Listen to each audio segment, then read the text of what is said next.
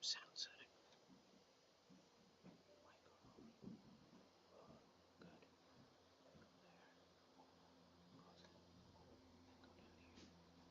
There. Add a source. Test out.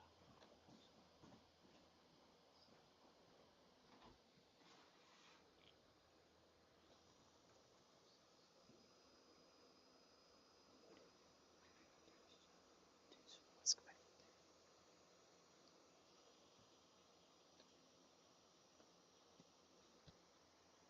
Hello?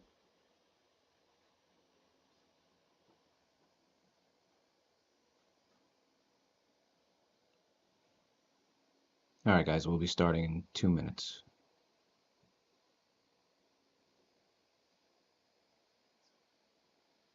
I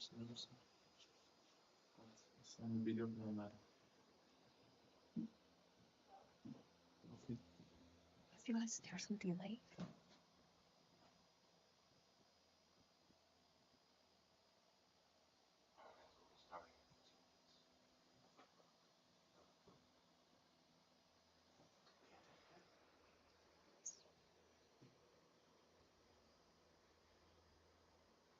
One.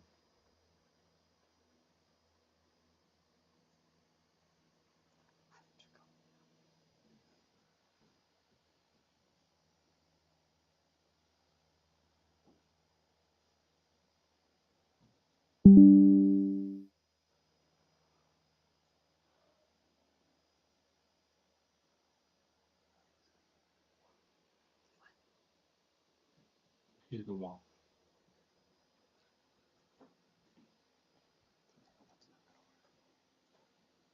There's some delay.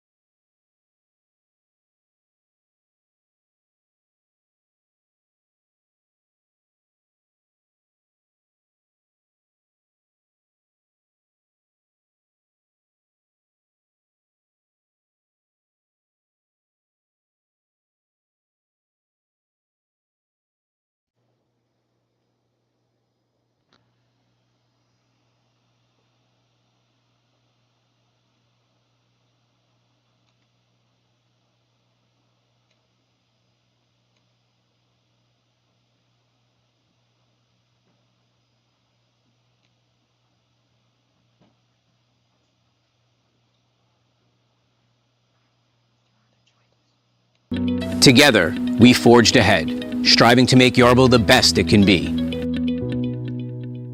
From the days of Snowbot to the evolution of Yarbo, the team relentlessly pursued excellence. We listened, we learned, and we innovated. And in doing so, Yarbo became more than just a robot.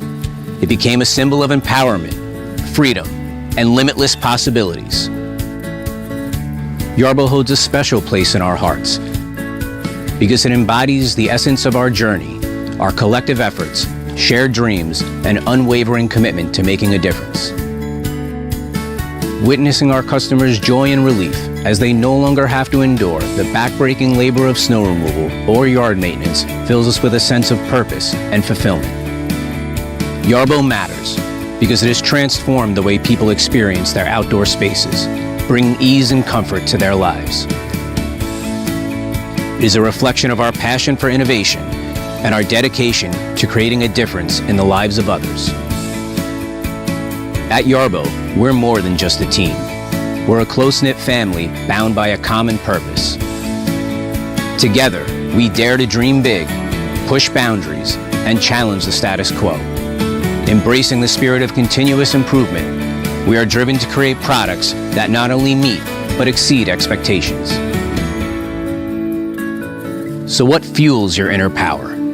What drives you to overcome challenges and reach new heights? At Yarbo, our answer is crystal clear.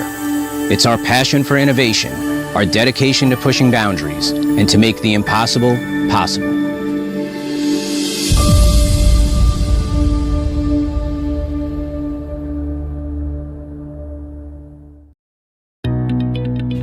What fuels your inner power?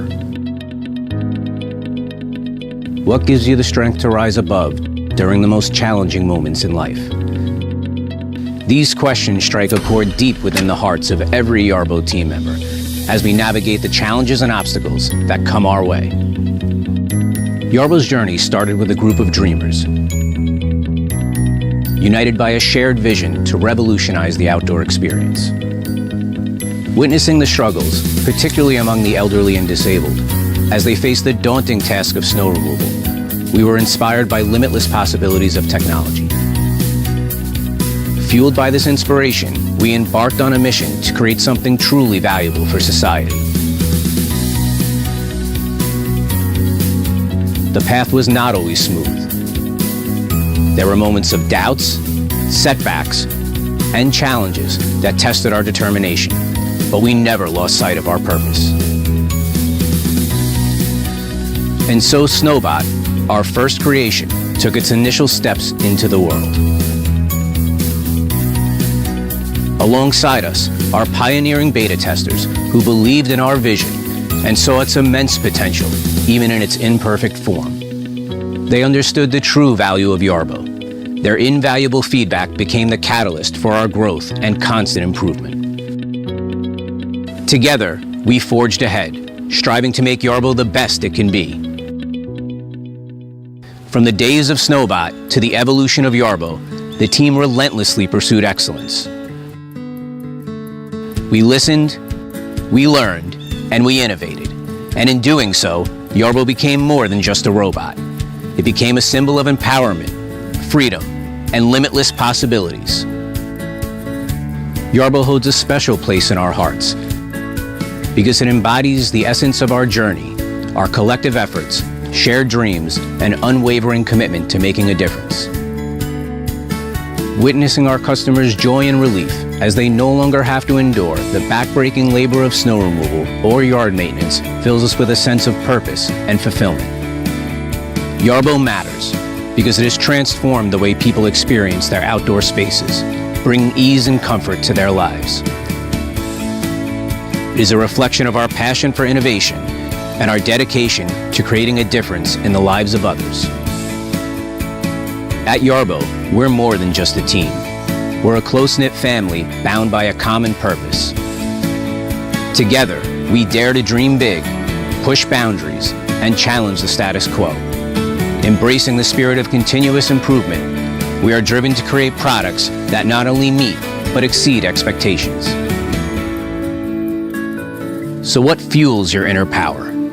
What drives you to overcome challenges and reach new heights? At Yarbo, our answer is crystal clear. It's our passion for innovation, our dedication to pushing boundaries and to make the impossible possible.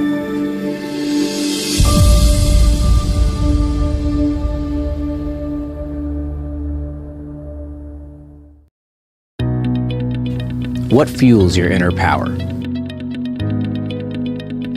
What gives you the strength to rise above during the most challenging moments in life? These questions strike a chord deep within the hearts of every Yarbo team member as we navigate the challenges and obstacles that come our way. Yarbo's journey started with a group of deep within the hearts of every Yarbo team member as we navigate our experience. Witnessing the struggles, particularly among the elderly and disabled, as they face the daunting task of snow removal, we were inspired by limitless possibilities of technology. Fueled by this inspiration, we embarked on a mission to create something truly valuable for society. The path was not always smooth. There were moments of doubts, setbacks, and challenges that tested our determination, but we never lost sight of our purpose. And so Snowbot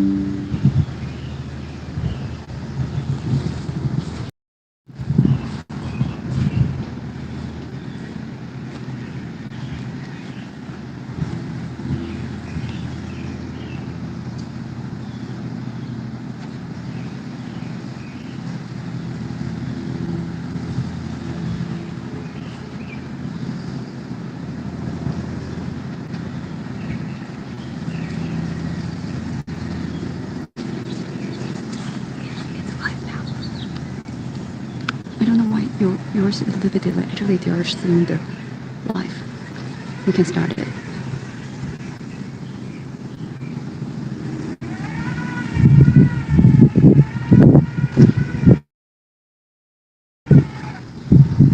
All right, thank everyone's here.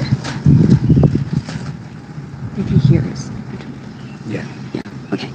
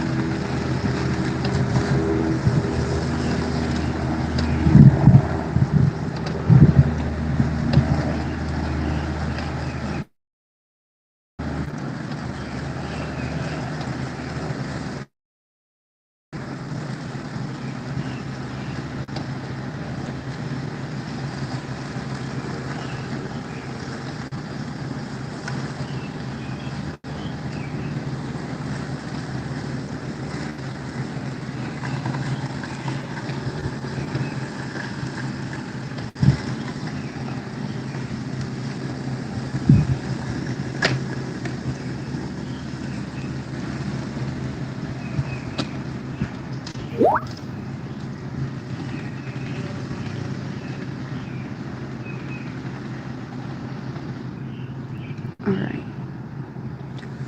Yeah. Hey guys. Alrighty. So sorry for the delay. We had some Wi-Fi issues. Okay. So thank you guys for joining us. So let's bring in a second. We're going to bring Yarbo back a little bit.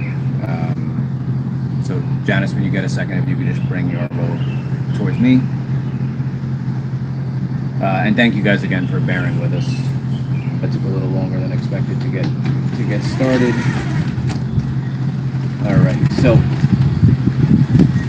All right. So for those that are new to Yarbo, Yarbo is a completely autonomous, modular yard robot.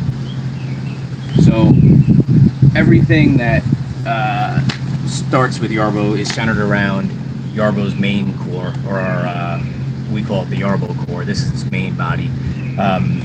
It's the universal main body that all the modules attach to. So here we have the M1. All the brains are in the main body. Any module that you get has its own motors, its own sensors to power it and whatnot. And then within here, there's just one connection to carry all that power and data. So it's a quick disconnect, and you can change modules. So in here, we can show you in a little bit. Excuse me, but you would lift up this tab here, and when you lift up this tab here, and then this whole thing comes off. And then to put it back on, you just slide it back on, and it clicks in, and now you're onto a different module. When you do that, you would get a different screen, so the app would notice that. Right now it's configured for the M1. If we switch over to the S1 snowblower, it'll say, we detected you connected the snowblower, and then that would pick up. So also, if there is a big delay in audio, please let us know, because that was one of the issues we were having. But in any case, so a couple things about the unit we should probably go over first is how it navigates. So there's a lot of challenges in navigating in snow and ice. There's also some challenges, obviously, in navigating in yards. So if you take a look at this yard, this one is, somewhat complex. It's not horrible, but there's a lot of trees, right? This way, a lot of trees canopy towards the back there. So, Janice, if you want to drive the unit over this way.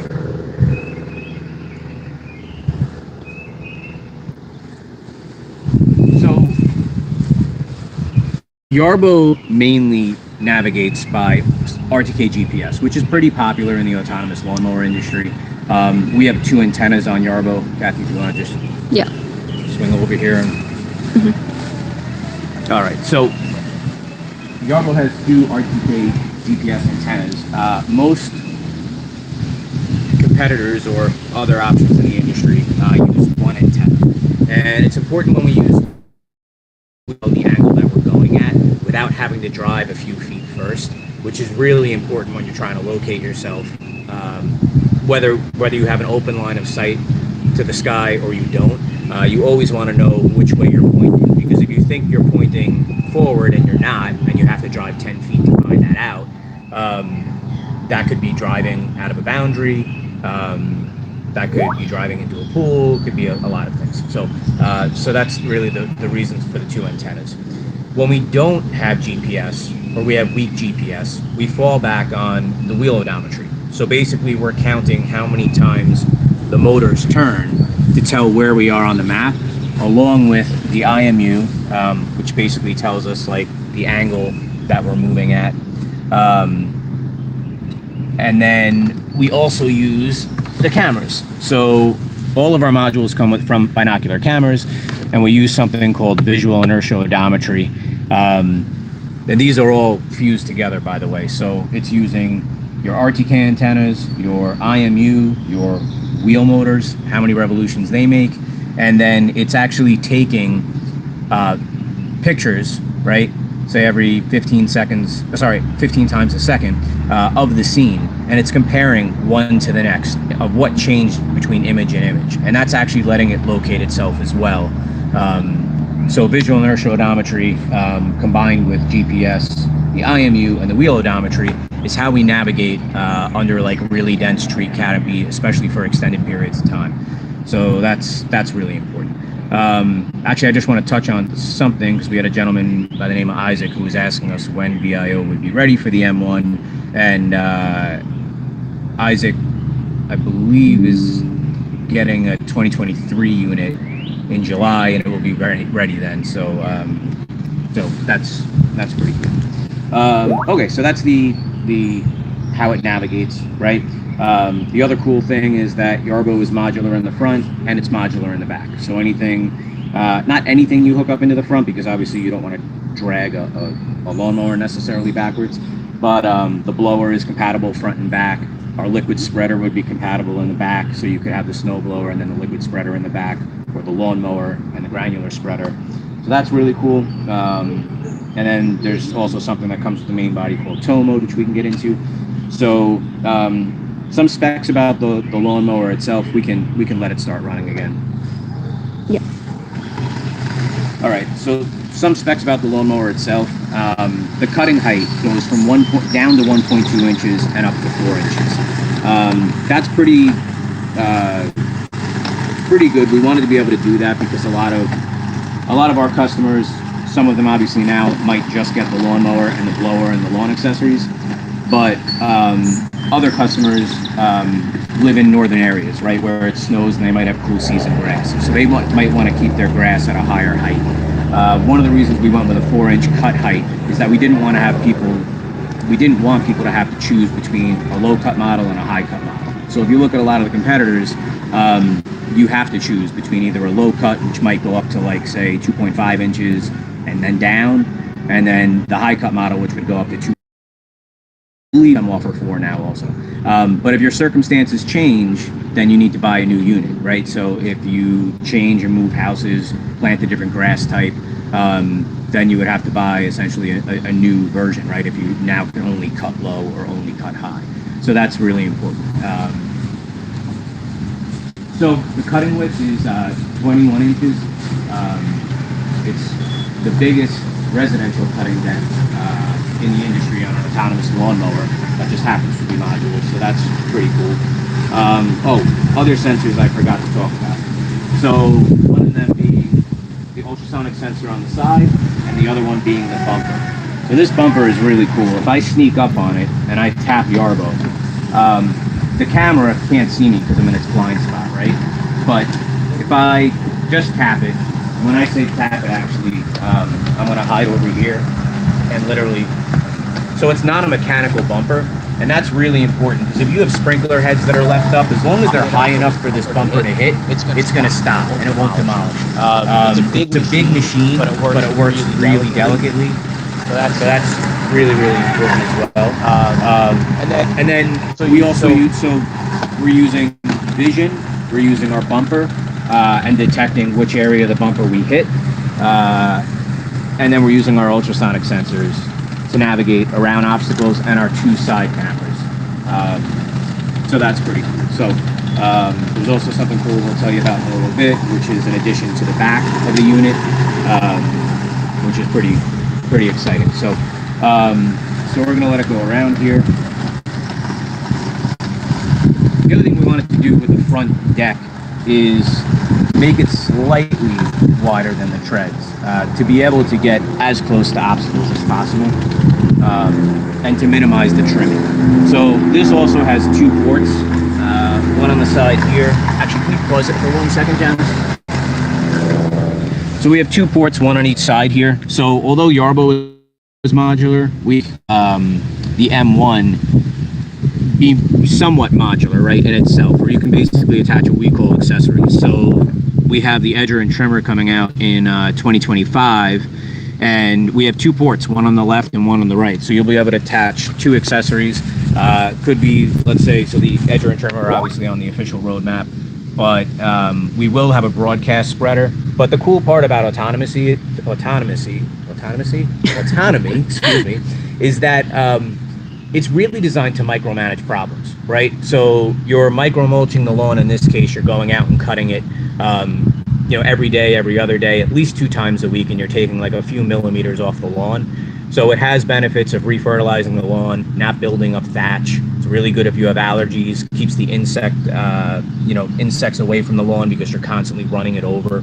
So that's really important. When you use something like a broadcast spreader, like a liquid spreader or a granular spreader, right, maybe you're going to use that to put down pre-emergent. But if you have a healthy lawn and now you attach like a small weed treatment, right, where we can detect where the weeds are and just spot treat them before they get out of control, you don't necessarily have to tow a whole broadcast sprayer in the back. So we really expect that we're going to come up with, I shouldn't say we, our community is going to come up with, and our users are going to come up with, ideas of what they want to see next as far as these attachments go to the M1 module.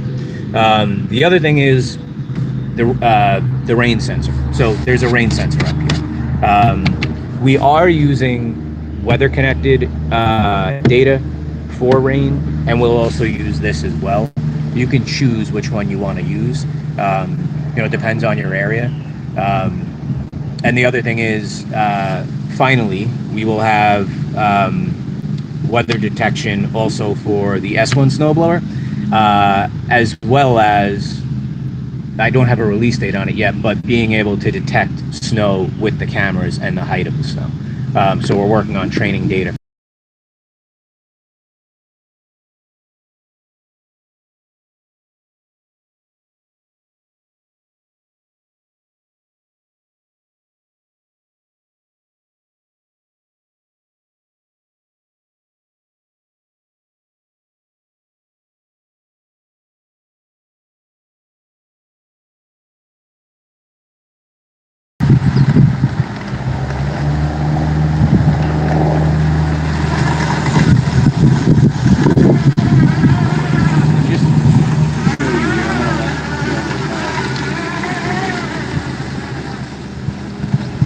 So Yarbo is actually, a lot of people ask us what obstacles can Yarbo detect, right? And what can it not detect? So what we've done is, instead of trying to detect every single thing, right, that we could think of, like a soccer ball, and identify that, maybe a dog toy, right? Maybe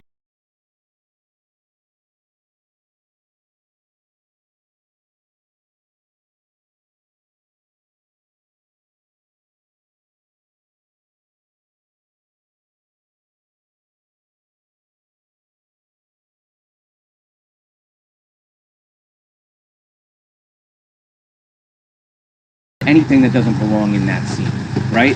So a dog toy, we don't need to know it's a dog toy. All we need to know is that it doesn't belong in that scene, right? It's not grass, and it's not dirt, and it's not, say dead grass, right? And so we'll go around. So that makes the obstacle detection very, very robust. The other thing that's really important to note is working at night. So a lot of autonomous lawnmowers that also use vision to assist them, or they use vision completely, which is there's no lawnmower on the market that I'm aware of that uses vision completely right now. There are some on Kickstarter, but they also have a limitation of not being able to work at night. So we put a lot of work into something that might seem simple, but it's the headlights in the front of Yarbo. So Yarbo has headlights in the front, and I'm gonna pause this real quick.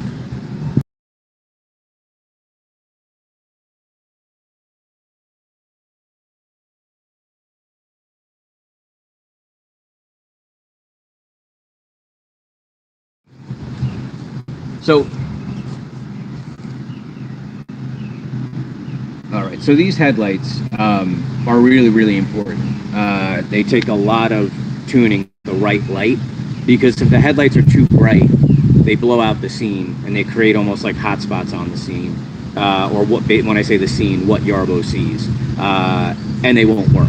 So just like you tune headlights in a car, you do the same thing, or we did the same thing for Yarbo, so that it can accurately see at night. That's really, really important. Otherwise, if it's too bright or too dim, it won't be able to see objects illuminated properly. So kind of like when you're trying to take video with your cell phone at night, right? And you don't have any external light source, or you have a low external light source and the flash isn't enough, it gets very grainy, you're not going to be able to see a lot. So we put a lot of work into that to make sure that Yarbo can work well at night, still when you're under trees and things like that. But headlights were really, really important to be able to do that. So, all right, and then I guess we should talk about mapping. Yeah, so our new feature is want to show to them it's our auto mapping. Okay. So yeah, do you want to try to show them? Because we pull out the app and then they can see on the app as well. Sure. So yes, the only thing is we're gonna have to show them on here. The reason being is if we do auto mapping, I don't think it's gonna show them the map.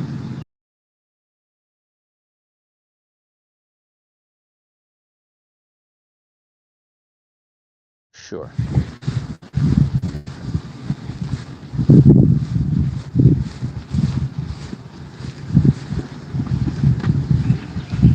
Okay. So then talking about mapping. So Yarbo has a couple of different ways that you can map out a scene. So one of them is just to drive Yarbo around your property manually, right? And there's certain cases, even though we have auto mapping, where you would want to do that. And I can maybe show you some of these things here. But the reason why you might want to do that is you might have areas that don't have a distinguishable boundary, right? That's really important. So in that case, you would want to manually map. But where you have clearly defined boundaries like this, and like this concrete over here, some of these other edges, it's okay. You can absolutely use the auto mapping, and the auto mapping actually is definitely in its current form, but it's going to get better and better. So let me just hold on one second. Let me just get this ready on my side.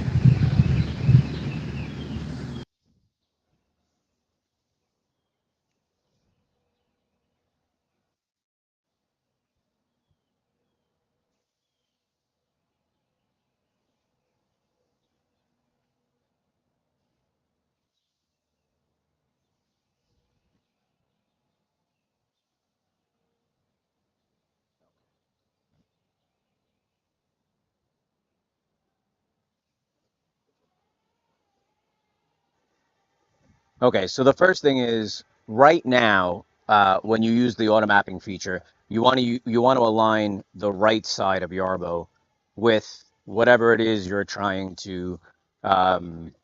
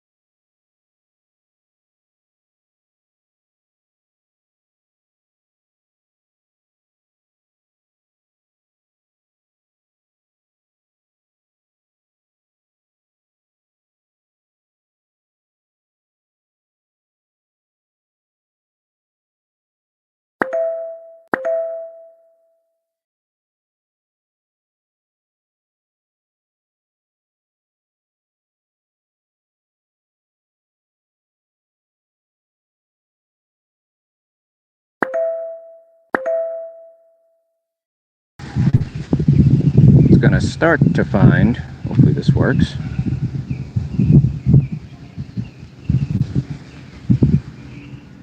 Okay, hold on one second. I'm creating an area in an area, so let me just get rid of that. Hold on one second for me.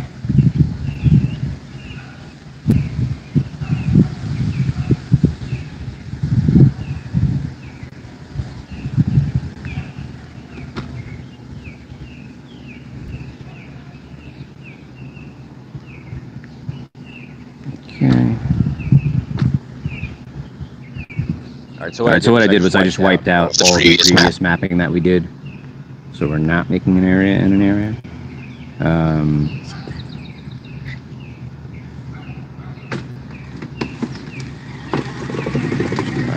Here. Okay. And then we'll do next. Start. And you can see this little button up here pops up and says stop. So if we get into areas where we don't want Yarbo to automatically use its mapping again, we can stop it at any time. So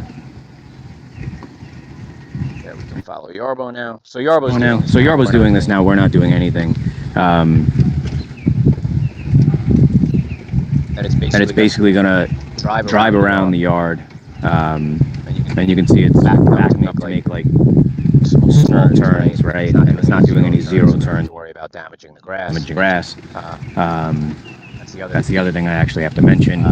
So while you're watching Yarbo, kind of go around this area.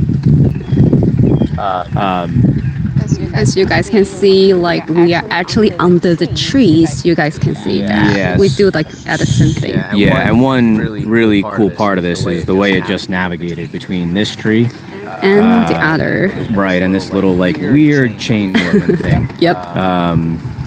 We've actually never seen that before, but again, because it doesn't need to know it's a chain, it just needs to know it doesn't belong in the area. It knows. But the other thing I do want to call attention to, so I'm going to let this continue by itself for a minute. But the other thing I want to call attention to is our track insert. So we have a pretty cool announcement towards the end of this that we'll go over with you guys. But for anyone with a 2023 model, they got our snowblower treads, which are very aggressive. They're made right to go on snow and ice, and you can put studs in them. Not good for the lawn. So we made these inserts to smooth out the tracks. So these inserts actually prevent Yarbo from tearing up the lawn, which was really important.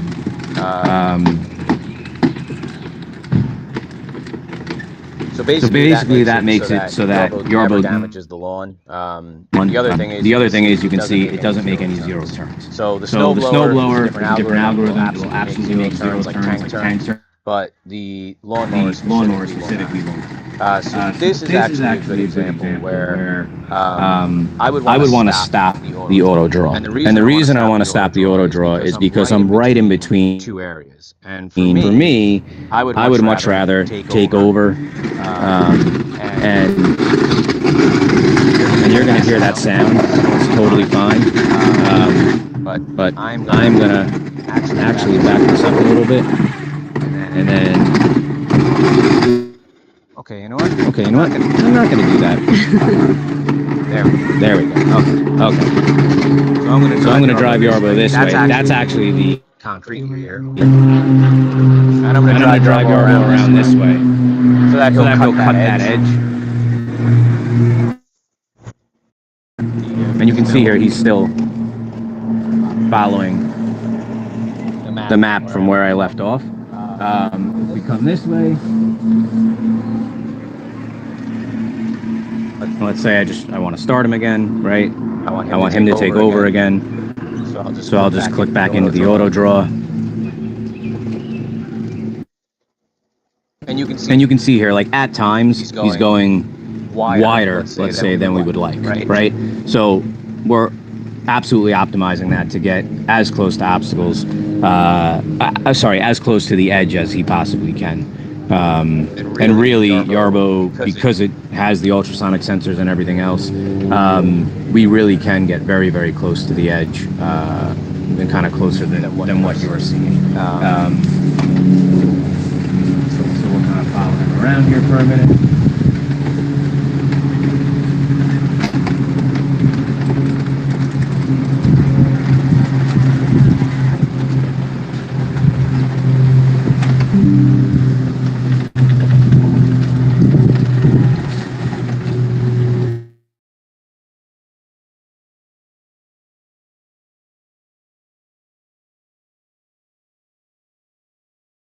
Area.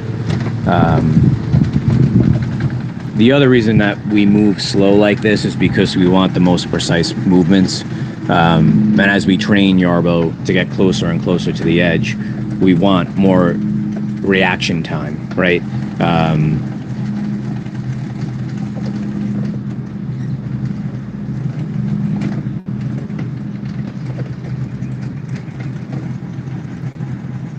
So this is kind of an interesting spot because Yarbo is right by the tree. And it's not so much that he's under the tree that would affect him like this, but it's the trees hanging down. So let's see what he does here. If he goes rogue, I'll call him back, but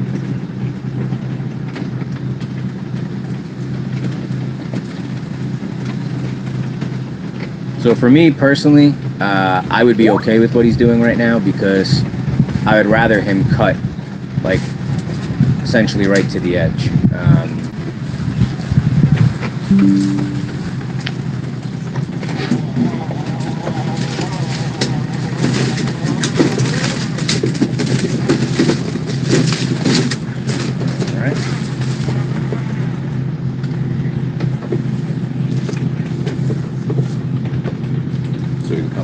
Other side then. Now this is an area, because this is not our property, where there's not like a clearly defined edge. If this was all mulch, it would be fine, but it's not. So as he comes along here, we'll see what he does. I'm gonna have to say he's actually doing a pretty good job at the moment.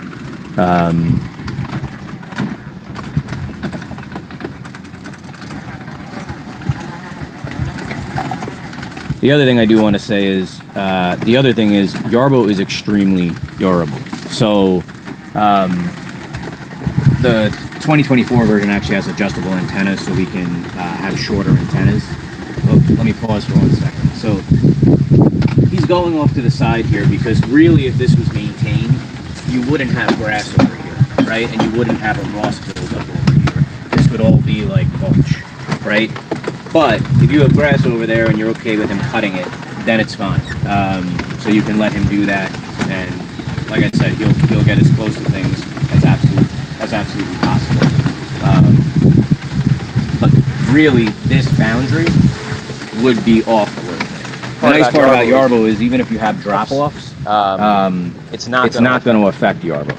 So if Yarbo was to drive down here and then tried to get himself back up, it's not going to bother him, where a lot of other autonomous lawnmowers will get stuck in that area. The other thing to point out is Yarbo's a pretty big unit. It can do up to 6 acres. But we're not in a big area. I mean, this is a very small area. The yard itself in the front has broken up spots, and I just want to show you something with the lawnmower that's important there is going over transitions. But it's just to show you that if the algorithms are executed correctly, I shouldn't even say just the algorithms, but the hardware from putting the inserts into the treads, no zero turns, kind of everything together. You can get a machine this large that can drive around delicately in small areas and do really well. So that's really important. So I'm going to let him finish this kind of on his own.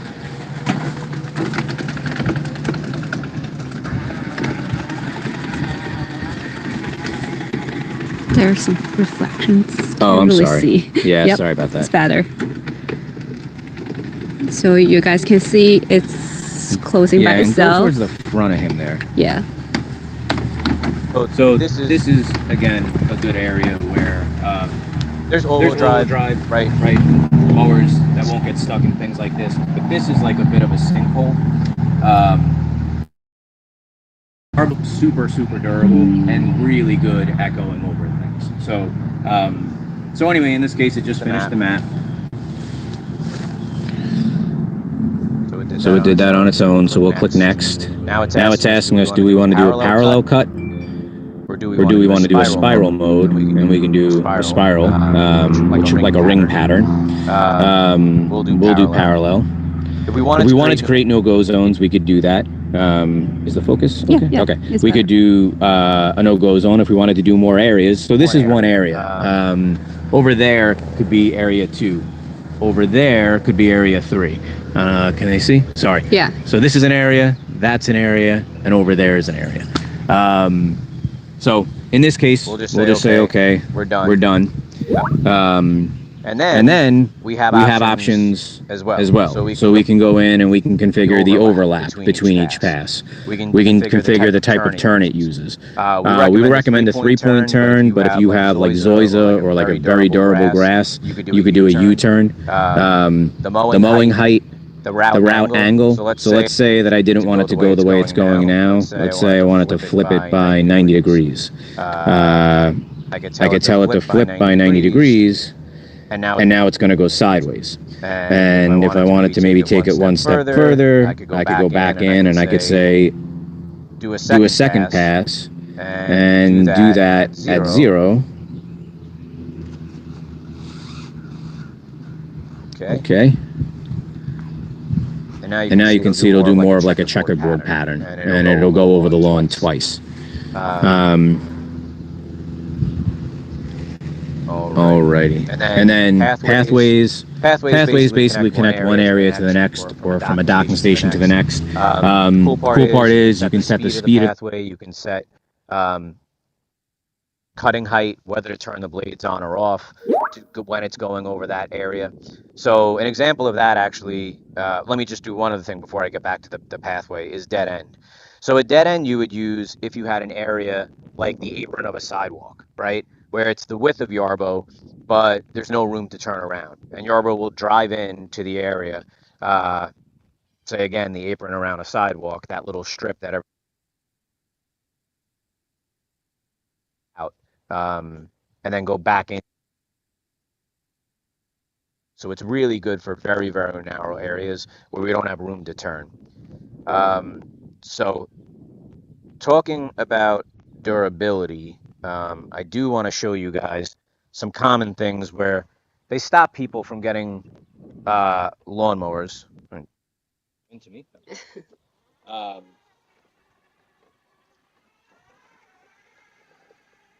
So transitions, transitioning from one level of the lawn to the next, or just one level of your yard, let's say, to the next, can be tricky. So Yarbo will follow any path we tell it to follow. So if we were going to do this, set it up autonomously, we want it to go from one zone to the next. Most lawnmowers, they're going to stop right here. And if you send them off this edge, they are just going to get stuck. So Yarbo actually has a steel skirt all around the bottom of this. And that steel skirt is specifically angled so that when Yarbo hits an object, it wants to bounce up. It wants to actually go up. There's also a tension spring in here. So there is a tension spring back here that takes the weight off these front wheels so that the wheels don't dig in on soft ground. And again, when you hit an object, instead of the module wanting to buckle, it's actually going to go up and over the object. So just to show you an example of that, if I was to do this pathway, I would set the blade height all the way high. So the blades are adjusting now. You actually can't even hear it, but they're going up to 4 inches.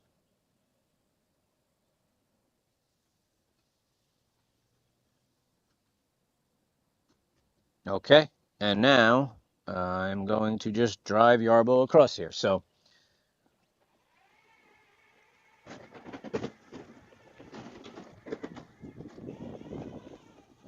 You guys can see that how smoothly that it can cross the boundaries. Yeah. Go to the next area. Yeah, and that might sound violent, but this has been thoroughly tested. And if you watch our Facebook Lives, we've slammed it into pavers. At my home, I have 2-inch pavers that I'm just too stubborn to, to bury into the ground, especially because now with Yarbo, I want to know that it can go over it, that I don't have to change my yard to meet my robot's needs, so to speak. But it's also important because here there's a concrete patio. Around a lot of pools, there's a concrete patio. It's really important that the unit can go over things like that. It makes it much, much more versatile. Actually, if we can move out here a little bit, I don't know how our signal strength will be, but you can even see this. This is just a typical concrete driveway, right? But crossing things like this, and this is not that high. I believe we can go up to 2 inches. Yeah, 2 inches. Yeah, 2 inches. So this is not that high. But the problem when you get to 2 inches on mowers is that they'll high center themselves. So you take some of the competing products in the industry, just for the competing in the lawnmower, space, they will high center themselves in the middle because even if they can get over that, which they usually can't, their bumper will hit that. They'll high center themselves where the cutting deck is, and they'll get stuck. So, all right. So here is an example where you might want to use a dead end. So you can see here.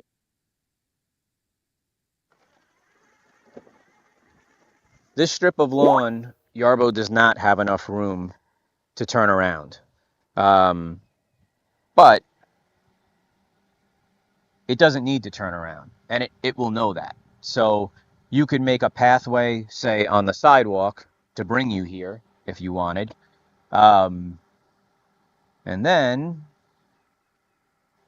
you could either make this 2 dead ends. So if you wanted to cut right along the side, right, you could do that, right? So you could cut right along the side on one, like, dead end trip, let's call it. And again, you can hear that front deck like lifting. This actually doesn't have that big of a root system, this lawn. But if you took like Zoysia, that could come off the sidewalk, again, 2 inches. So you want to make sure that when you're looking at an autonomous lawnmower that it has this capability if you're in that situation. If you have a flat lawn, super simple, there obviously are other options out there that you don't need this type of stuff.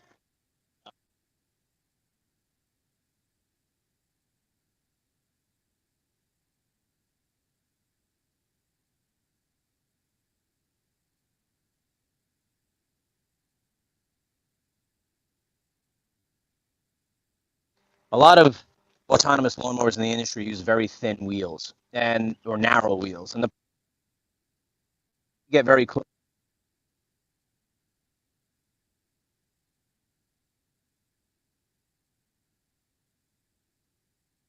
Nice about Yarbo is you can drop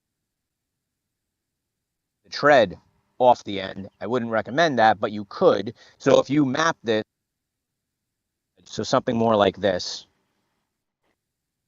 Hang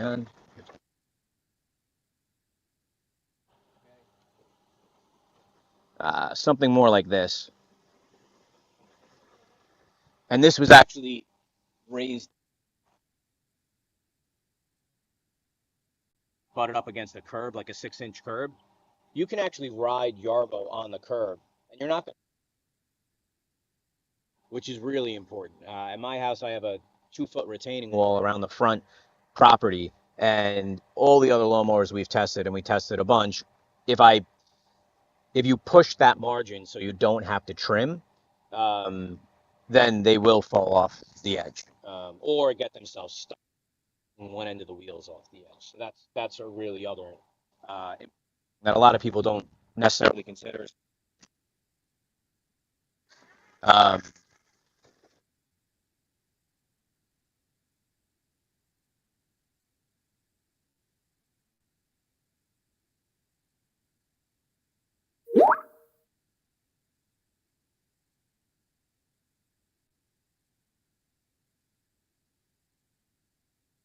ride along.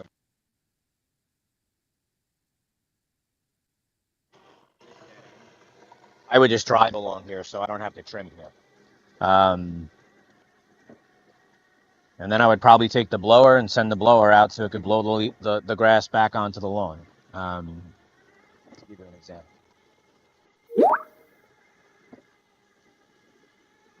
All right, so I think that covers most aspects of the lawnmower. Yep. And also excited for the blower. They have that. One was yep. So the blower is our I think it's like the first time to show in the live, right? Yeah, it's our first time to show on a Facebook Live for sure. Yeah. Yep, no, we are absolutely excited for that. Let's come this way. But again, too, just like I'm driving Yarbo now, when you make pathways, having centimeter level accuracy is really, really important. Everyone has different yard setups and whatnot, and different challenges, but it's really important that whatever autonomous lawnmower you go with, you have to do the least amount of no-go zones and things like that. So just show you too, this, Yarbo can distinguish this is clearly not grass, and you don't need to create a no-go zone. Same thing here, not a problem, right?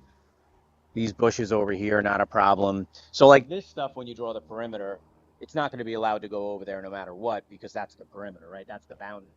But over here, you would typically have to draw a no-go zone for a lot of competing products on the market, as just specifically talking about the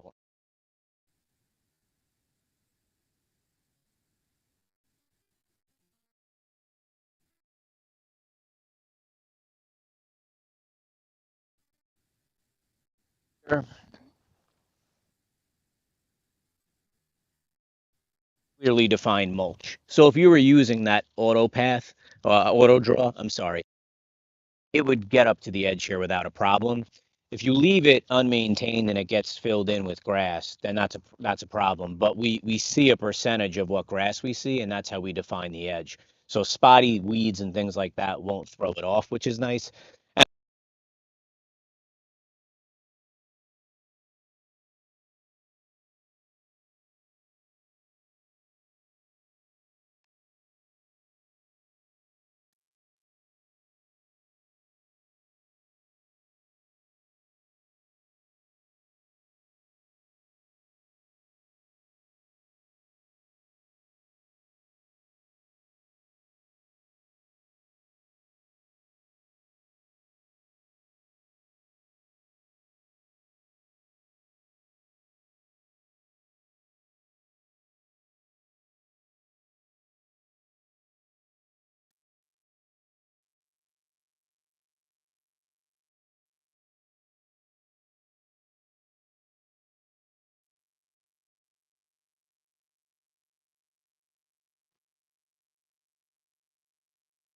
Designing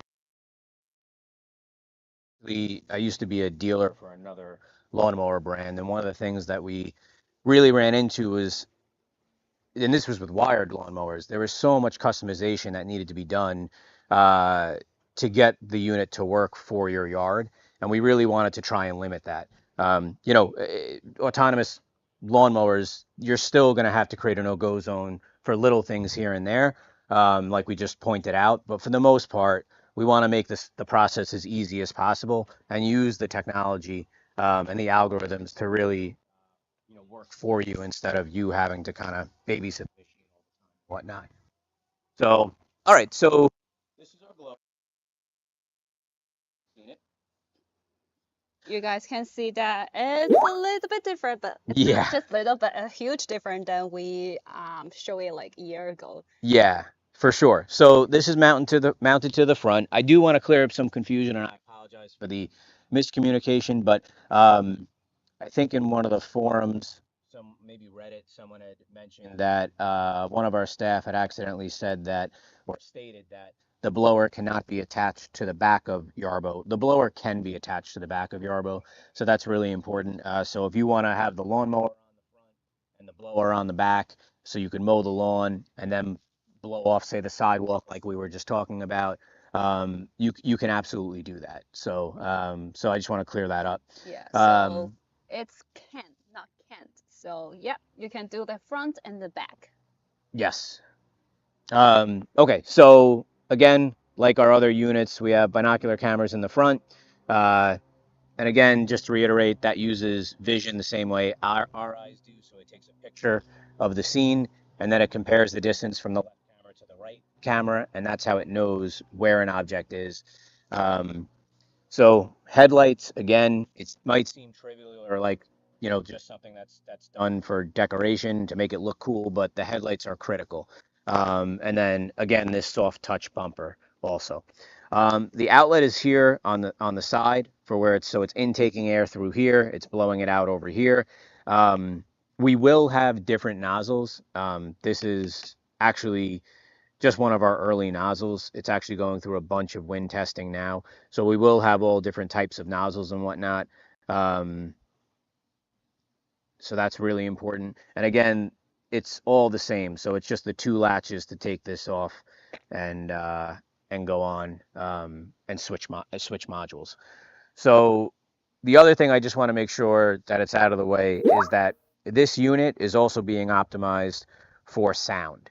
So right now they're going through various different sound deadening materials to quiet down the unit. This unit right now has absolutely zero sound deadening applied to it. So any kind of sound deadening, damping, this is literally way louder than it will actually be. Just so you guys know. So let me just connect to this unit. Give me 1 second.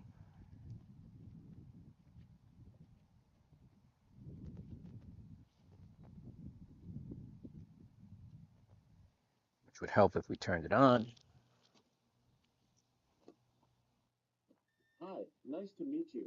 Please wait 40 seconds for Yarbo to initiate. Okay. But actually, if you just want to see.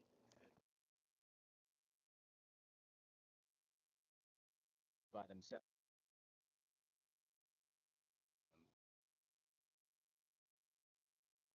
It's just really nice. As someone that any robotic lawnmowers, to have it just go around things like trees, where earlier you would have to either with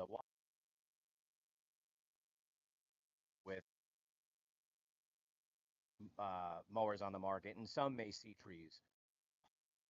Be reliable, you still goes on them. If you have a tree, it's extremely annoying. It gets old very fast. All right, so let me hook back into this guy.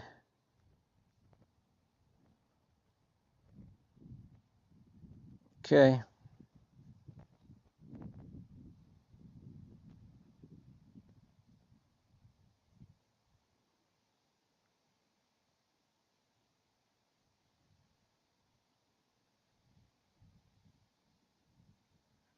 I am 27.2.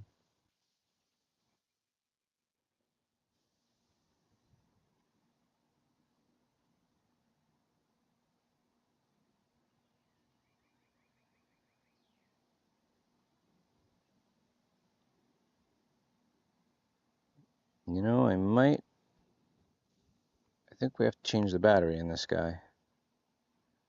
Hang on 1 second for me.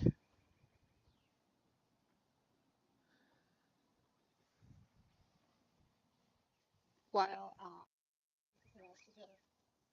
lower,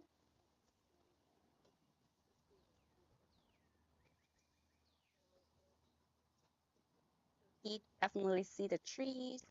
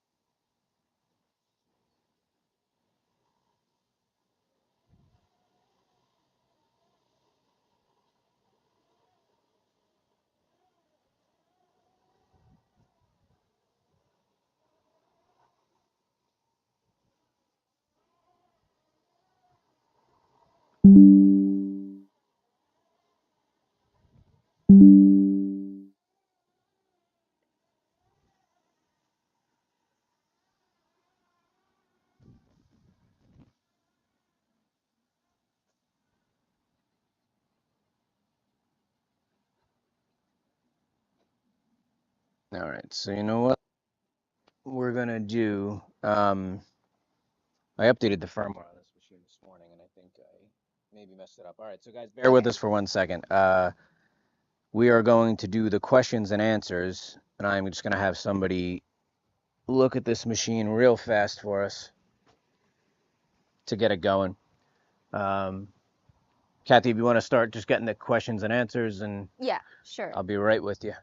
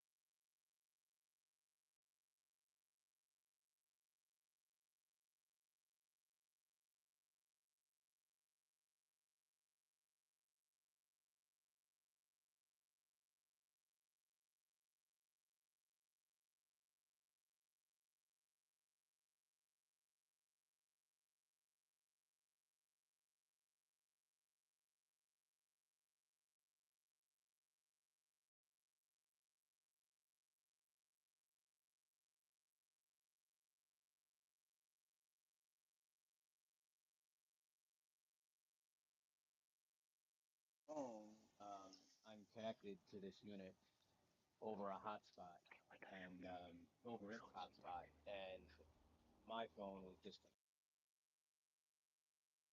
a Yarbo connection to take a stronger Wi-Fi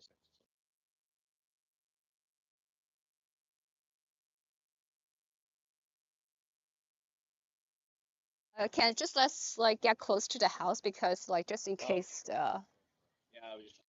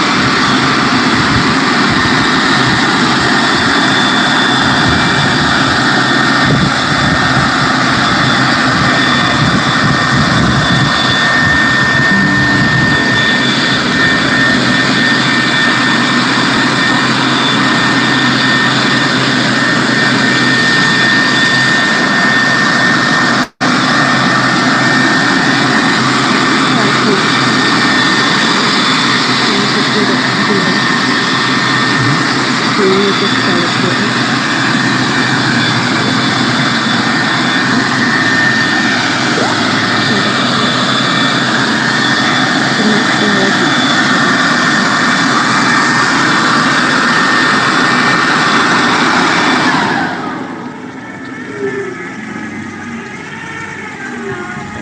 Yeah, we can start the Q&A. Yeah. I think we just have some mic issues, so we just transfer to the phone's mic. So hopefully you guys can hear as well later. We will try our best.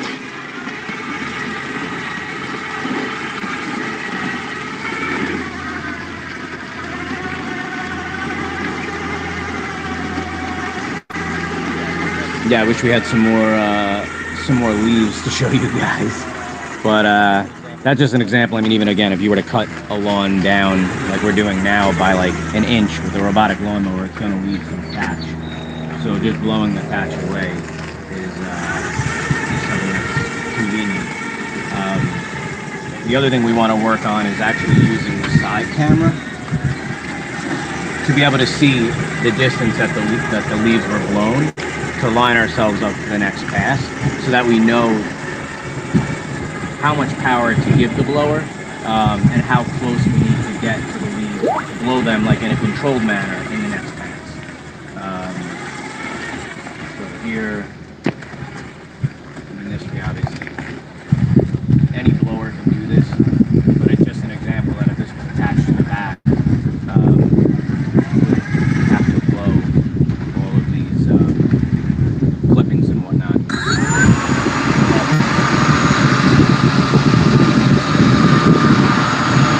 So this is the lowest setting. Yarbo could just blow all this across the board. You can obviously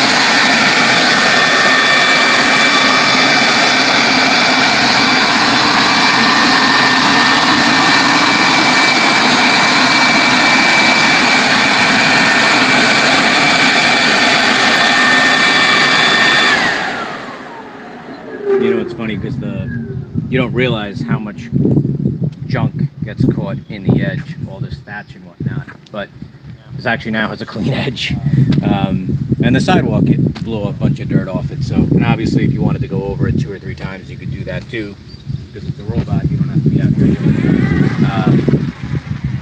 So, all right. So let's get to the Q&A. Yeah.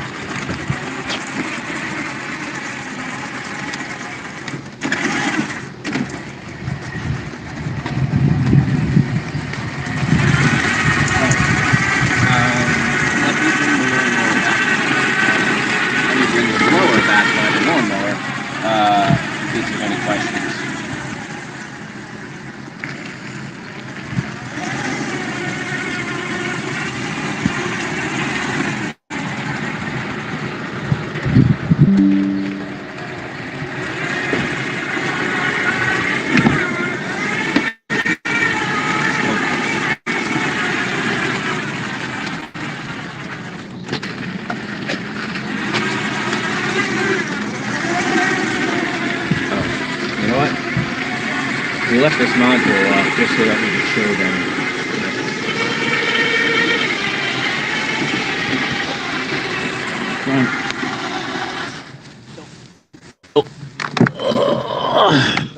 So this is the bottom of the deck. We have not cleaned this deck in, I don't know, 2 months, something like that. So you can see there's two cutting discs. They can rotate in either direction to save the blade, right? So if you're rotating one way, you can rotate it the other way the next time you go out, so it doubles the blade life. Two big motors, these caster wheels, and they have like little sensors in them, so if they get lifted, Yarbo will stop. This steel skirt is what we were talking about before, that goes all the way around the outside of the module and to the back. The bumper also wraps all the way around. And if you can hear this,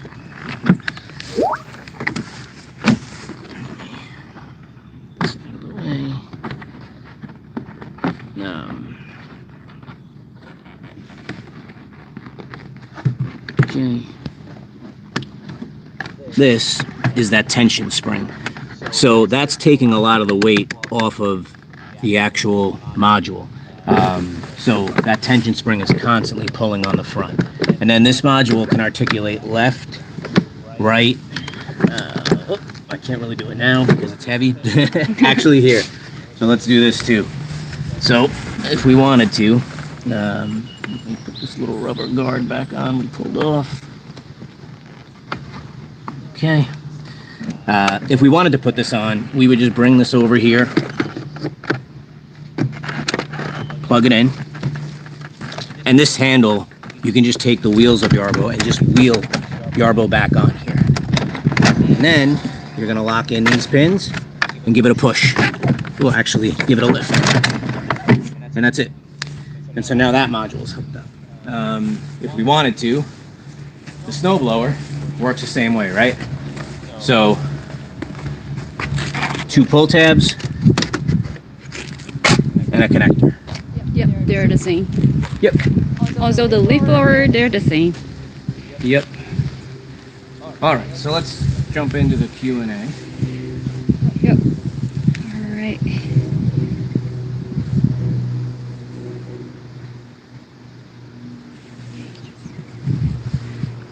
Real quick. No, Kathy's just going to grab the questions. So let's actually see while she's doing that. Just because I know a lot of people also ask for time lapse and things like that of Yarbo working. I know we put a lot of that out, but I think it's just important to show, you know, that Yarbo has been out here cutting. There he is, and he's under dense tree cover at times for sure, and he's just doing his thing. So, you know, obviously when we were first developing Yarbo last year, we had to rescue him a bunch of times. I'm really happy to report that he pretty much runs on his own now, which is nice. And you can see here, he's actually cutting off the lawn than you typically would with an autonomous lawnmower. And again, the downside to that is it's leaving all this thatch, right? There's really no way around that. But if you're ever in a situation where you need to take a lot off the lawn, we will have a mode where you could set it to 4 inches, and then when it goes out again, it'll go to, you know, 3.9, then 3.8, and it'll do multiple modes. So 1, it doesn't damage the health of the lawn, and 2, it mulches it better each time instead of taking it off in big chunks like this. But what we just wanted to show you is that Yarbo can do this, which is really important, and it gets the benefit of leaving some lines as well. We will have a roller kit, but a lawn striping kit. Alrighty. Yep, I think I got the questions. Okay, do it. Ready? All right, the first one. Do tracks rip up long when turning? And then can you program it to do multiple turns? Multiple turns? Multiple point turns? Yeah. So no, the tracks do not rip up the lawn. Actually, this lawn is extremely dry and dead right here. In other areas, it's more healthy. So Yarbo's gonna see us as an obstacle here and go around this. But you can see whenever Yarbo makes movements, it never zero turns. That's kind of our like golden rule on the lawn, is that we will absolutely not let it do a zero turn. That and these tracking suits. So actually at the end of the Q&A, we kind of have a cool announcement about related to these track inserts for the 2024. Opens up a whole thing of possibilities we'll get into. But as you can see here, when Yarbo goes around, he's not making any zero turns. He's actually making a 3-point turn. So this is one of his 3-point turns. But if we're in a very tight area and we need to literally make an 18-point turn so we don't damage the grass, we'll do it. So that's important. And that took a lot of work on the team side, in the algorithm department, tied with vision. I mean, the team behind Yarbo, I can't say enough about. They are really some of the best in the world. They put a ton of work into this. But so no, in short, it will not damage them. Okay, cool. Okay, the next question is there an option to cut grass in circle from the perimeter and not in line from one side to the other? In a circle? Yeah, like a ring pattern. Yeah. Yeah, so we actually have that. In the app, there is actually a setting for that. So if we wanted to take, let me jump out of this unit. Can I get to it still? Hold on 1 second. Mm-hmm.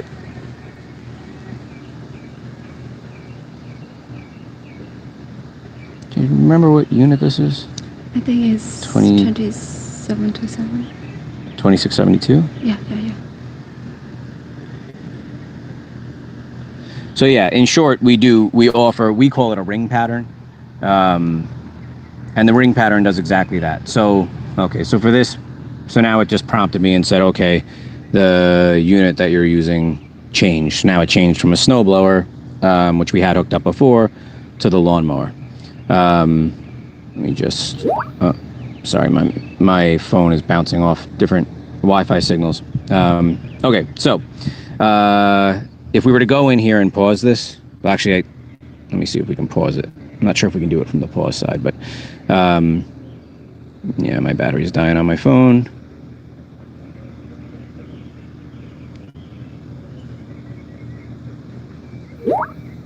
Okay, oops. Yeah, I'm gonna end this.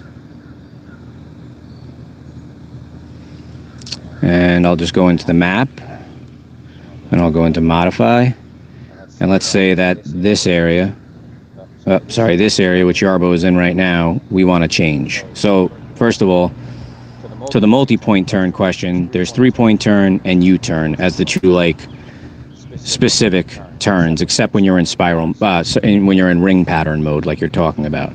But you can control the overlap, the turning. So now we're just gonna come out of this. We're gonna go into the settings, and there's a toggle here, and it says spiral. And so when we enable that, now it's gonna do a spiral setting, right? And it's gonna start from the outside in, like you're talking about. Yep, you can see it's different. Yeah, sorry for the glare, but so yes, you can absolutely do that. Cool. All right. Next question is, does Yarbo work with N-Trip in Minnesota? Okay, let's talk about N-Trip. So we absolutely have plans to bring N-Trip to Yarbo. We announced it at the Kickstarter. We had to delay it. The reason we delayed it was not every state uses the same N-Trip, and in different countries they use different type of N-Trip credentials, not your standard. N-Trip usually asks for a mount point, a username, a password, and a port. What we are working to roll out, I don't have a time frame on it, but I will get you guys one, I promise you that, is to cover, say, 40 of the states. Minnesota actually uses a kind of weird protocol, because we were in Minnesota for a few months testing the snowblower, and I'm not sure they fall into like the standard. Most of the states do though. So I know New York, Connecticut, I'm trying to think of some of the other states that we've been to that, Massachusetts, we were, that all support N-Trip. We were able to connect there, no problem. So, yeah, I mean, we're gonna connect to, let's say, 90% of them, but some of them, we will probably have to offer like a commercial solution where you can even further customize the credentials to get into those types of specific N-trip ones. I'm not sure about Minnesota. I'll check. But yeah, we do absolutely. We are still committed to supporting N-trip. Just not at the moment. And the biggest reason is there wasn't enough continuity between all the different N-trip providers to get behind. So. Okay, thanks for answering these questions. And then the next question is for the obstacle avoidance. So when the kids just like jump in front of it, so it will be avoided. And then also like what about the pine cones? Yeah, sure. So let's do this real quick. Let's start Yarbo again. So in short, yes, Yarbo basically, it can detect people, it can detect pets. We actually detect people, and we can detect different kinds of animals and whatnot. Not that we would necessarily need to do that, but one of the reasons that obstacle detection and avoidance works so well is that I don't need to know that, Yarbo doesn't need to know that it can't see me as a whole person because I jump in front of it. One or two things are going to happen. It's going to see my foot, and it's going to know that it's gray and in a regular shape and it doesn't look like grass, and it's going to stop and it's going to go around it. If I really jump in front of Yarbo, which I have I have a 1 and a 4-year-old, took me a second, but my 1-year-old has no fear. He absolutely chases after Yarbo and basically tries to ride on it. So I'm going to let Yarbo get to the starting point of his map,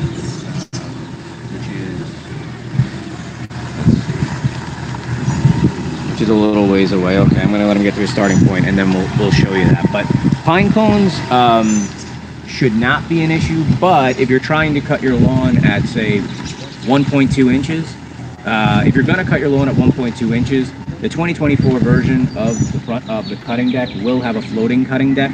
So if the front wheels roll over that pine cone, the deck will lift. But if you're at 1.2 inches, that's risky. If you're at 2 inches and above, it's not going to bother it. There are all of these lawnmowers work the same way, in that there's 2 cutting discs, and ours has 5 little razor blades around those discs. And if they hit an object like a pine cone or a really hard rock, they just tuck in and they spin away from that hard object, so they don't, 1, break the blade, 2, cause damage to whatever it's hitting. And then when they bypass that object, they just pop out again. So typically pine cones are not an issue. Most things you find in the yard would not be an issue. Okay, cool. Where he's at, I think. So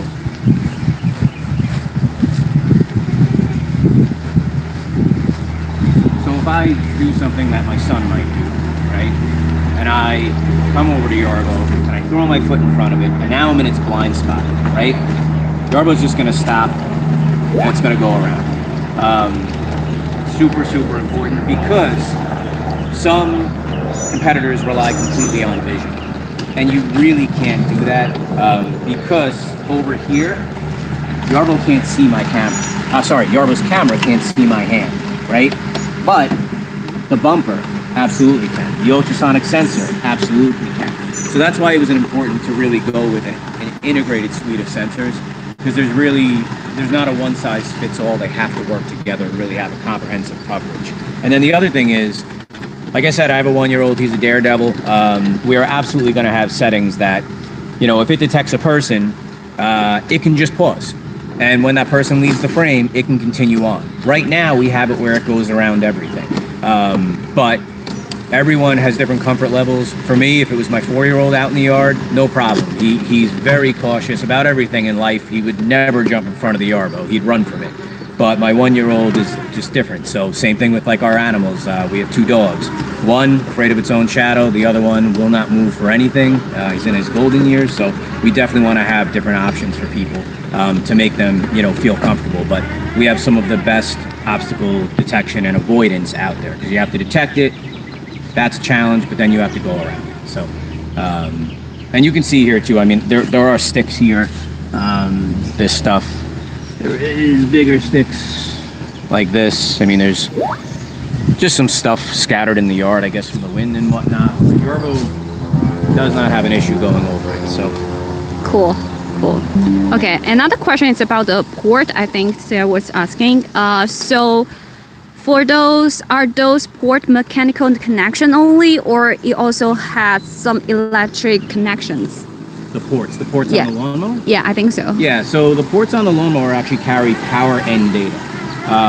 So they do both. And the reason we wanted to do that was it's not just an on-off, right? Just like we have modules that need a set of sensors and motors and things like that. You know, when we have an edger, we might need a separate camera on that edger to really edge precisely, right? We might need millimeter wave radar so that we don't have to have a guard on it. And when anybody just gets close to it, it'll just shut down. But we don't actually detect like grass as an obstacle because millimeter wave radar can see through grass, but it will see my hand. So it's really important to have power and data because it opens up, that's probably why you're asking, and it's a good question. It really opens up a lot of options for future enhancements and capabilities. Mm-hmm. Okay, another question, it's like, it's about the delivery. So how long before I can get one in the UK? In the UK, I would plan October. Honestly, I tell everybody October. It's realistic that a few people might get theirs early or maybe a little bit later. Depends on the location. It's absolutely. It's possible that some might get in September. I know that as a company, we've been saying that shipping. Everyone knows the history with our delay of adding more hardware and making a better product. That was a hard decision to make. We want to be conservative with the shipping, so I tell everybody October. If it gets to you in September, terrific. Yeah, and then the next question is, what if your long drops off? Will Yarbo not dry off the edge? So Yarbo does not have like a cliff type sensor, but what Yarbo actually does, which again is pretty unique, it has two antennas. It always knows the way it's oriented. It knows it's longer than it is wider, right? So when you're riding along a boundary, you don't have to worry about Yarbo going over the edge. Like I have a retaining wall. I'm worried about that all the time. I'm paranoid about that. In some of our earlier testing months ago, it would drive right off the edge. Now it's been optimized, it does not at all. So that's not a concern. You're good to go. Okay, cool. So will Yarbo be able to mow like 1,500 feet away from the base, where trees and then other things like obstruct the direct view from the house and might cause weak or no GPS signal? Okay, so two questions there. So 1,500 feet is, I'm trying to think of that in acres. So 1,500 feet. Can you read the question again, the beginning part? Yeah, so will Yarbo be able to mow 1,500 feet away from the base? Away from the base. Like, so and then also they have some like trees or something to cover. Yeah, so theoretically, Yarbo's coverage, this is perfect world, by the way, can do 32 acres. 32 acres is open, line of sight. So that's why when we say it can cover 6 acres, Kathy's just showing Yarbo is being nice enough to drive around her. Yep. What do you call it? Yeah, so because we're using Wi-Fi Halo, that's how we're able to actually get that really, really long range Wi-Fi capability, and it works well through obstructions. So LoRa is a competing type of solution that almost all of our competitors use, but it does not penetrate trees well. It does not penetrate, walls, things like that. Halo actually does, which is a common misconception. It runs on a very similar frequency, but it does much, much better. So in that respect, I don't think you'll have a problem at all. But one thing I would recommend is if you're concerned about it, that's a unique use case because it's a big area, send an email to support@Yarbo. Give us your address and just say, hey, we would like us to take a look at your property. And, if it's an edge case like that, like we have some wineries that are approaching us to do their yards and things, their properties, I should say, and stuff like that, let us know. And it doesn't matter, customer or not, we'll be happy to look at it and tell you, you might need a repeater, you might not. But we haven't run into that case yet because Wi-Fi Halo really changes the game as far as we learned a good lesson with the 2023 model and how important connectivity really is, and especially with the lawnmower. Because also, one thing we never touched on is Yarbo can be teleoperated from anywhere in the world. And that's free, there's no charge for that. But with Wi-Fi Halo, it has enough bandwidth that you could be on the other end of that 1,500 feet and still be streaming from the base station. As far as GPS goes, you're okay under trees. You could see, actually, Kathy, if you turn around and just look up there. You can see, actually, Yarbo is running under the tree. Yep. So tree coverage is not an issue. That took a lot of optimizations, and just to be frank, that those optimizations are still ongoing. But Yarbo can absolutely operate under a tree, under trees, I should say, without a problem. That's important. Okay. Actually, I think there was a similar question somebody had from Facebook yesterday about something to do with navigation. Do you have that? I don't have it right now. Maybe we can check back the Facebook comments, whatever, and then we can respond them back later. Yeah. So the next question is, the blower only blows in one direction? Yes, so the blower only blows in one direction, but the algorithm, so the idea with that is you could hook it up to the front or the back, right? But the algorithm can either be set to blow to drive forward, and then when it's coming back the opposite way, it could actually drive in reverse, so that you don't actually need to make turns, and it can cover a much larger area than in a quicker amount of time. But yes, it only blows in one direction. Okay. So is there a small gap between the mowing blades, so a small patch of grass will not be cut? No. So, I mean, technically those blades don't touch, but it's a small enough gap that there's no blades of grass left in between. So that's really important. Yeah. And then also we do have other modes that, like, you can do the double. Sorry, I'm just watching how close he's getting. Yeah, it's so close to me, but I trust him. I'm never afraid of it. So back to the topic. So so as I mentioned that, like, we have other modes, it's that, like, the double cut. So if you're thinking your lawns have, like, see there's a gaps, but I'm pretty sure there's no gaps, but you think that it might have a gaps that, like, the only time you would have a gap is if you were trying to take down, I mean, actually, you could show them this, right? So this lawn is probably, I have to see what we even have the height to, but I can just tell you that we're probably taking off 3 inches, which you never want to take off of a lawn. But even when you do, there's no gap in the middle. Yeah. And the other thing you could do is, this is running at its medium speed. Yeah. You could also turn it down to the slow speed. Yeah. But if you're talking about normally cutting a lawn, there's no gaps. Yeah. Definitely not. Or you can just then set like a double cut, whatever, and then it will cover, like, every single space that you have. So right, twice. Yep, twice. Okay, next question. So I'm trying to stand in the shade. Sorry. you're fine. Same here. So there's another audience asking. So I can have the mower on the front and then the blower on the back. Yeah. That's what we are talking about. Yeah. Absolutely. Yep. Okay, another question is, can a autonomous blow the leaves to a predetermined area without going out of the boundaries? Let me see. Wait, sorry, I can't really read it. That's okay. Can it autonomously blow the leaves to a predetermined area without going debris getting pushed out of the boundary? Yeah. So yes, it can. But that would be like one area. So what we're actually working on is using the side cameras when Yarbo's blowing to determine, one, how much power we should be using, because although you can turn the blower all the way up and maybe in the middle of the yard this is okay, as you get closer to the area where you want the leaves to go, you want to turn the power down so you have more control and, like, more finesse over where you're putting the leaves, right? So yes, but also we would be using our side cameras then to determine, where the leaves are.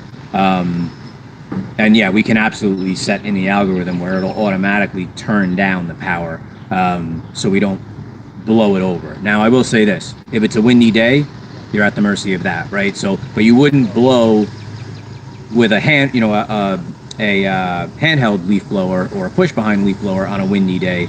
So we wouldn't recommend using Yarbo on the blower on a windy day. But if it's a calm day like this, should not be a problem. Cool. So another question is about, like audience ask, like, can you talk about, like, install outside 24/7 I definitely have concern that if the charger is outside the house without any protection in the New England weather. In inclement weather? Yeah. Yeah, so actually Yarbo's charging station, why don't we actually go over to that, but I'll talk about it while we're on our way over there. Yeah. We didn't really go over that. So Yarbo's wireless, so there's a couple of things. Yarbo probably one of the most unique things about our charger is that it's completely wireless. And the reason we wanted it to be wireless was that this all started from Yarbo kind of, I guess, entering life as a snowblower, right? And we didn't want to have any contactors exposed to the outside world because with snow and ice and rain, you could obviously have them shorting out, corroding over time, things like that. So the docking station actually is completely wireless. We don't need any contact between Yarbo and the actual docking station itself. You can see, right around here we have one.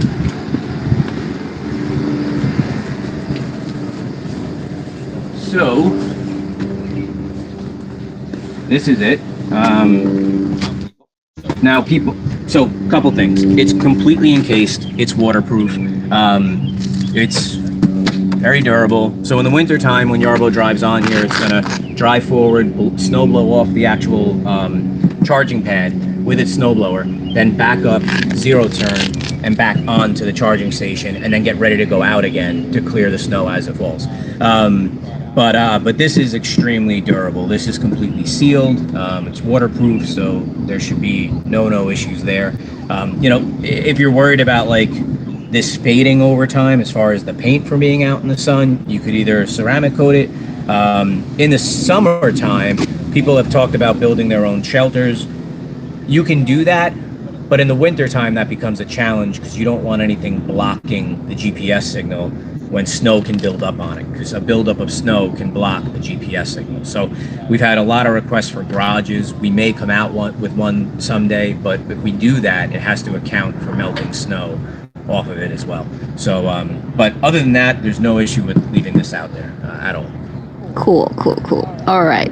So thanks for answering these questions. And then do there pop up another questions about the technical operations? You just mentioned that before. So there's questions that when will teleoperation firmware with the video feeds be officially rolled out?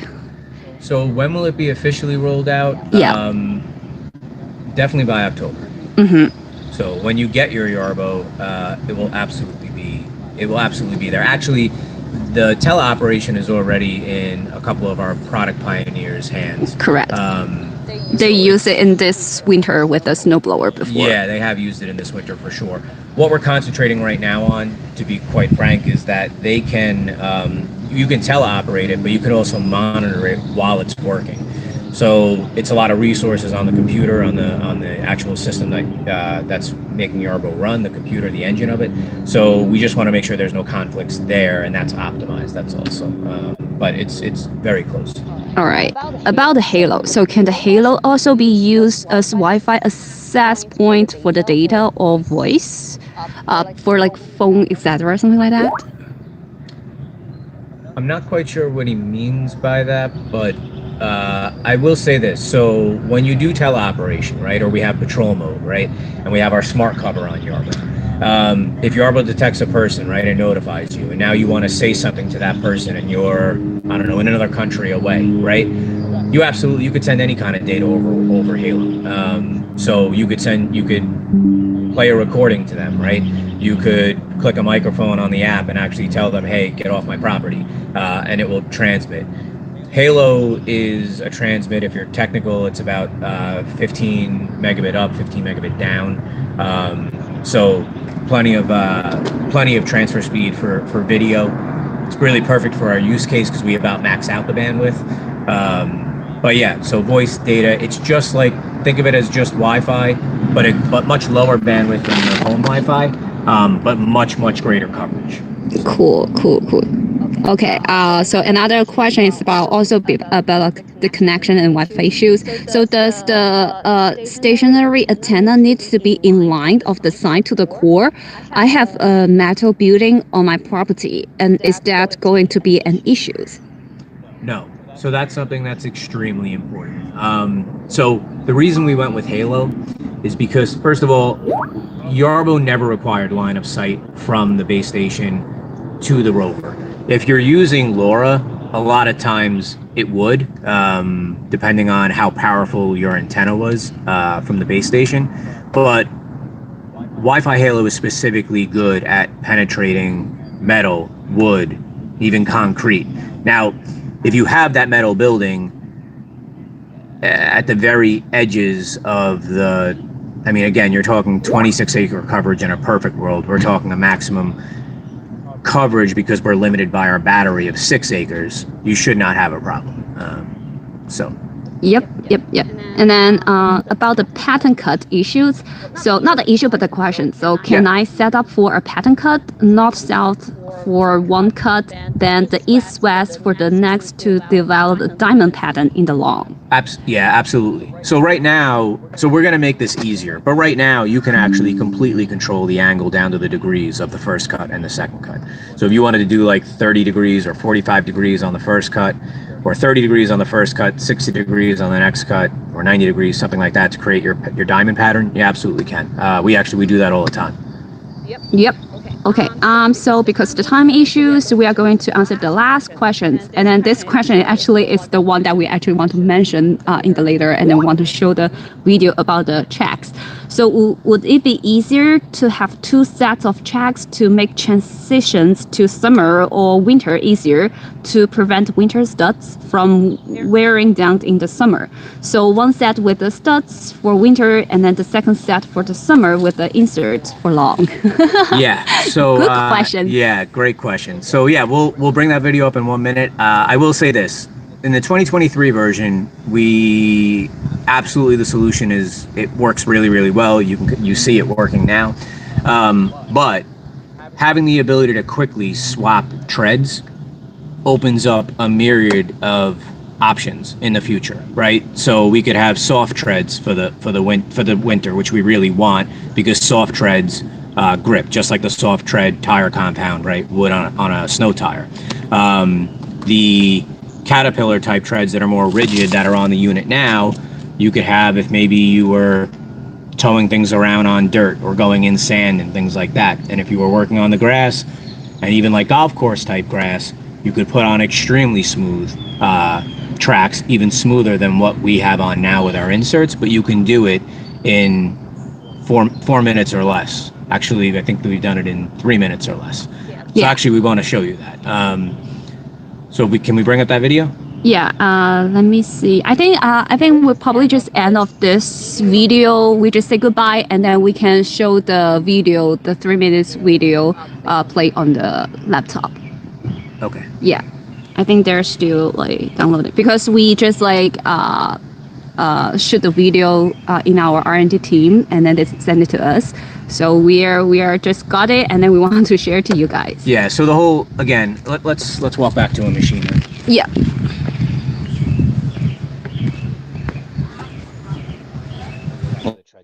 We'll go back to the tread. Placement here to let our core to lift it a little bit, and then okay, just go. All right, guys. Yeah, so the treads here, this system works very well. The only, so to speak, frustrating part of this is just the time it takes to take these inserts off and then to put them back on. And also, you're kind of, you can do studs or you can do a smooth track, right? But that's kind of your only option. So we are hopefully going to bring up a video in a second. If not, we'll do it at the end. That'll show you exactly how these treads come off in less than 4 minutes. We've done it in 2 minutes. So. All right, I think guys, the video is ready. I think they can show the videos about the changing the track. All right, let's do it.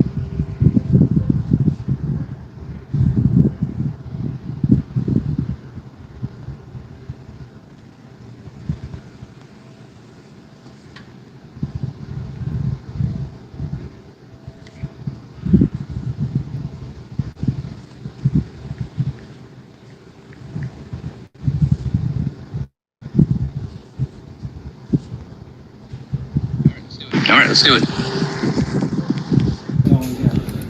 Okay, first you need to have these two placement here to let Okay, guys, hold on 2 seconds. I know it's a micro video. We're gonna make it larger in 1 second. Sorry for my fingers on the screen.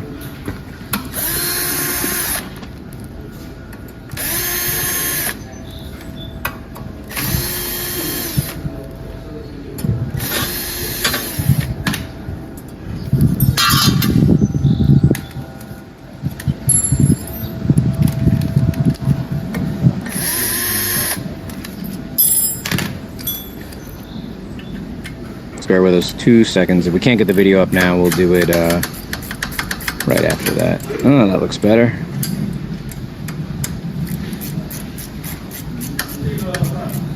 There we go.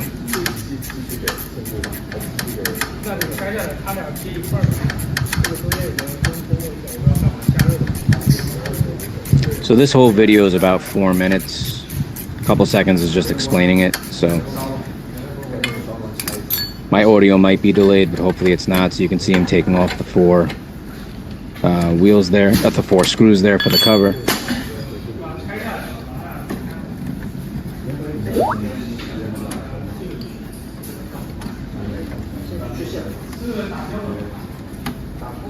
He's going to take off 1 screw there.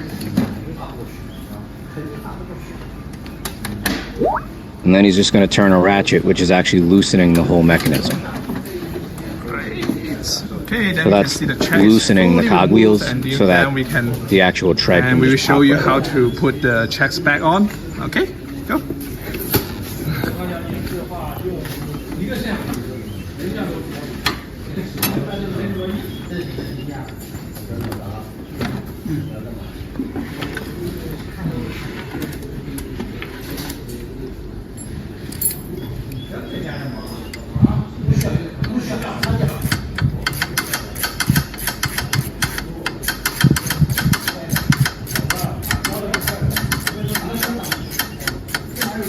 So now we're just going to spin it.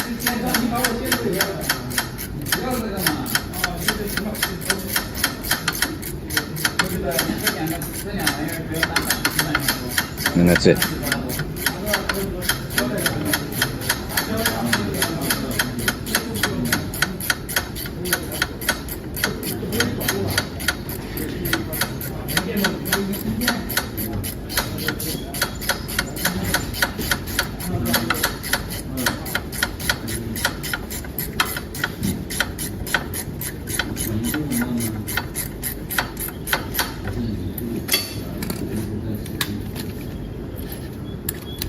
So in this case, he's just putting back on a regular tread, but that tread could be anything. We'll actually post a picture too of what like our grass tread will be. And the other really nice thing is that anyone that gets the lawnmower, we're including the grass tread. And if you get the snowblower, we're including the snowblower tread as well. So you'll have both treads that you can swap to at no extra charge, which is really cool. I'm really proud of the team for pulling that off. Because it just opens up so many more possibilities in the future. Not only that, just ease of use. So he's just now tightening the cogwheel again, so it's going to push that cogwheel back out to tighten the whole track, the whole tread in place. Okay, first you need to. And again, if you got a power ratchet, you could probably knock this down to less than 2 minutes. But, let our he's going at it by hand. And then, okay, just go.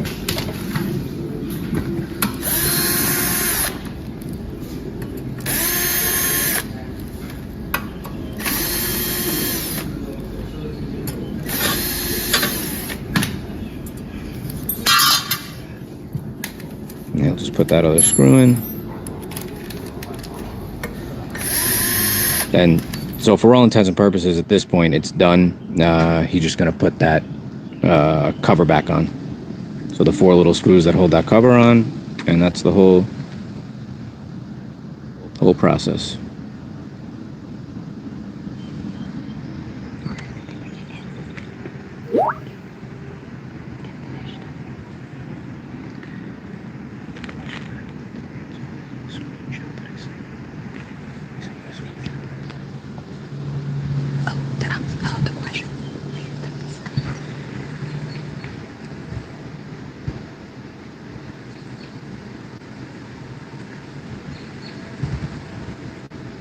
right. So after we share those questions, another question is that the last questions that we can say is that like so another audience said like there are various guidance and positioning methods used by different mower manufacturers, and could you explain some of those and why Yarbo system is better? And then do you really need RTK? And I see some mower manufacturers that base no RTK. Yeah, so that's a very good question. If we walk this way, so just talking about how Yarbo navigates and most autonomous lawnmowers navigate right now, they are primarily RTK GPS because they can provide centimeter level accuracy over very long distances, right? So that's the other thing. Very long distances is another key part there. When you use vision and only vision to navigate, it's great for in your house, right? Where you have defined walls that never change. The sensor system, the vision system that's actually seeing those walls, can see pretty much the whole area. Again, the defined layout never changes, and it's a very small confined place. Then it works pretty well. There's really no issue. When you get out into an open space like this, the problem with vision is the further and further you go, the less accurate it gets.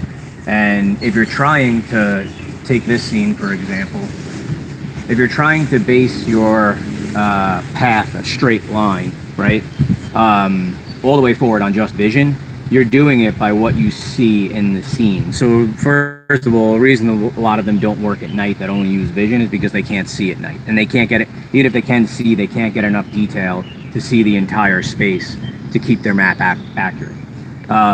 The other thing is the longer you go with vision, just vision, the longer the margin for error increases. So one of the things you'll notice is there's no vision only lawnmower on the market right now, at least that I'm aware of, that's doing more than like 0.75 of an acre. And the reason is exactly for that, because if you were trying to keep straight lines and not miss cuts grass, but not miss spots of grass for more than 0.75 of an acre, that margin of error exceeds that at 0.75 an acre, which is why you can't use vision only. Now, there are solutions being promised that use vision primarily and then RTK secondarily, meaning if you had a small yard, it could just work on vision, but again, it won't work at night. So that cuts out a lot of the time that Yarbo could be working. Because you can hear how quiet Yarbo is. There's no reason to not let it cut at night and wake up to like a manicured lawn every day. But also, if you're doing it, if you cut out those nighttime hours, now you're taking your 6 acre cut time, you can only do 3 acres. So that's the other thing. So don't get me wrong, if a competitor comes out with a complete vision solution, and we're obviously also internally working on different navigation methods, but I don't really see them being available on a large scale, that like 6 acre type scale, or anything more than 0.75 acres for quite some time. And if competitors do it, hats off to them. But the other reason why we can't do vision only is because it would never work in the snow. In an area where it's like this and you have a nice day and it's a clear view, if it's a small area, again, you might be able to do it. In my opinion, you're probably going to still see some wavy lines, but you can do it. But if you apply that same type of just V-slam to the snow, it would never work, because it's going to see the camera is going to block everything that's unique from one frame to the next.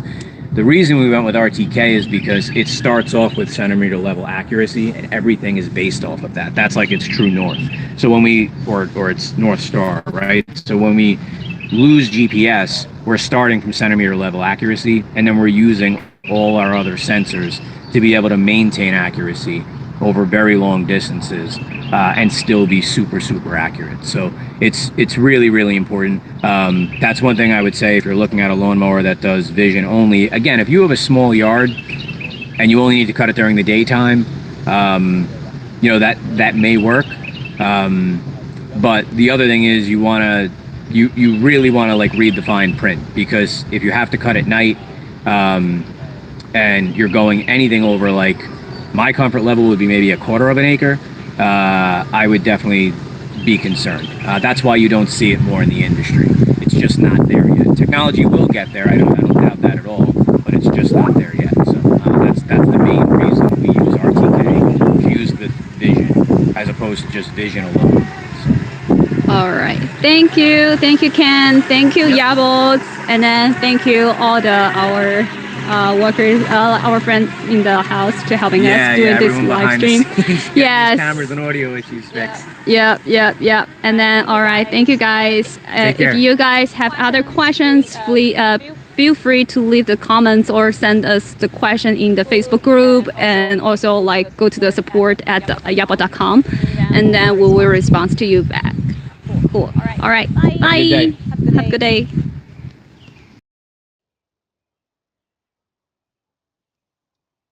Yeah, see that. Grass that miss.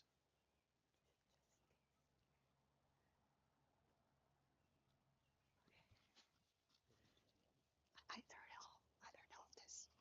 Just no. Oh.